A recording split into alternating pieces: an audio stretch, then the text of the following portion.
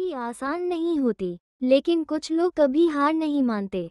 ये कहानी है सुरेश चाचा की, जिनकी मेहनत और हौसले ने उन्हें बर्बादी से सफलता तक पहुंचाया। सुरेश चाचा एक ईमानदार हलवाई थे। उनकी छोटी सी दुकान थी, जहां वे बड़े प्यार से मिठाइयां बनाते और बेचते थे। उनकी मिठाइयों का स्वाद लोगों की जबान पर चढ़ चुका था और दुकान खूब चलती थी। लेकिन एक रात, दुकान जल रही है, किसी ने चिल्लाकर कहा। सुरेश चाचा दौड़े, लेकिन जब तक वे पहुंचते, सब कुछ जलकर राख हो चुका था। उनकी मेहनत की कमाई, उनका सपना, सब कुछ खाक बन चुका था। लोगों ने अफसोस जताया, अब आपका क्या होगा, चाचा? सुरेश चाचा चुप थे। उनकी आंखों में आंसू थे, लेकिन हौसला बरकरार था। अगले दिन सुरेश चाचा ने हार मानने की बजाय गली गली जाकर मिठाइयाँ बेचना शुरू किया। लेकिन मुश्किलें अभी बाकी थीं। लोगों ने चाचा को देखकर कहा, अरे, ये तो अब सड़क पर बेच रहे हैं। पहले दुकान वाले थे, अब ठेले वाले बन गए।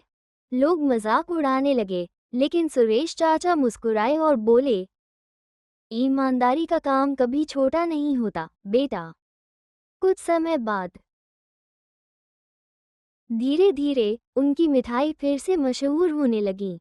उनकी सादगी और मेहनत लोगों के दिलों को छू गई। अब वे पहले से ज्यादा मिठाई बेचने लगे।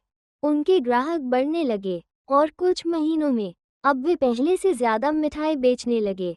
उनके ग्राहक बढ़ने लगे और कुछ महीनों में उन्होंने फिर से एक छोटी दुकान खोल ली। जो उनका मजाक उड़ाते थे अब तारीफ करने लगे। अब उनकी दुकान का नाम था सुरेश स्वीट्स। धीरे धीरे उनकी दुकान शहर की सबसे लोकप्रिय मिठाई की दुकान बन गई। एक दिन वही लोग जो उनका मजाक उड़ाते थे, अब उनकी मिठाइयों की तारीफ कर रहे थे।